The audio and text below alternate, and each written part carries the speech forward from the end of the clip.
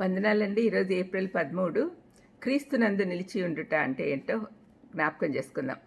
యోహాన్ 15, 10, 11.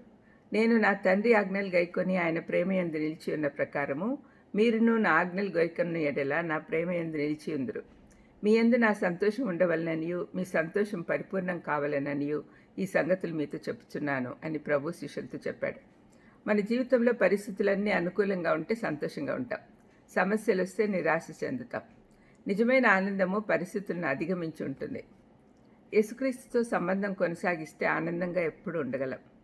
ఎప్పుడైతే మన జీవితం ప్రభువుతో అంటకట్టబడి ఉంటే ప్రతికూల పరిస్థితులు ఎదురైనా నిరాశ నిస్పృహల్లోకి వెళ్ళక ముందుకు వెళ్ళగలం.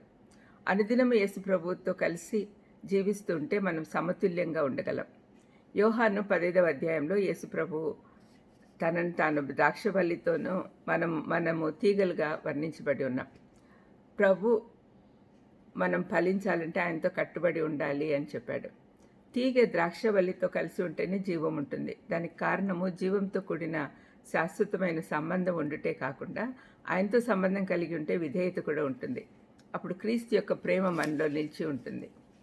యేసు ప్రభు మనకిచ్చిన ఆదేశాలు యెహోవా దేవుడు ఇశ్రాయేలుకి ఇచ్చిన ధర్మశాస్త్రంలోనివి కావు. ధర్మశాస్త్రం పాటించడం వారికి జీవితాంతం అనుభవంలో ఉండాలి.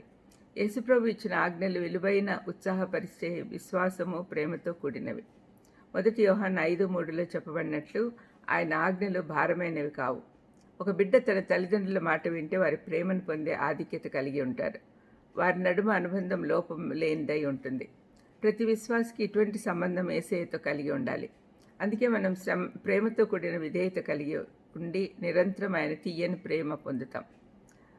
ఈ విషయం మాట్లాడుతూ యేసయ్య మీ యందు నా సంతోషం ఉండవలనని అది పరిపూర్ణం కావాలని ఇవన్నీ మీకు చెప్తున్నాను అన్నాడు.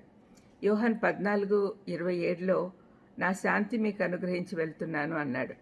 ఈ శాంతి మనలో ఉంటే ఒక గొప్ప ఆశీర్వాదం. దాంతో ఆయనలాగే అన్ని శ్రమలను ఎదుర్కోవచ్చు.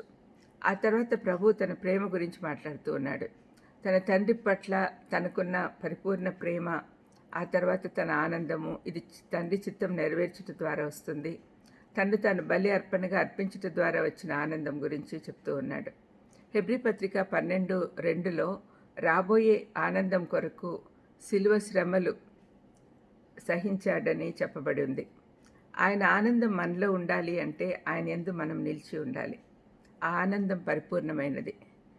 క్రీస్తులో నిలిచి ఉంటే ఆనందము, సమాధానము, ప్రేమ వస్తాయి.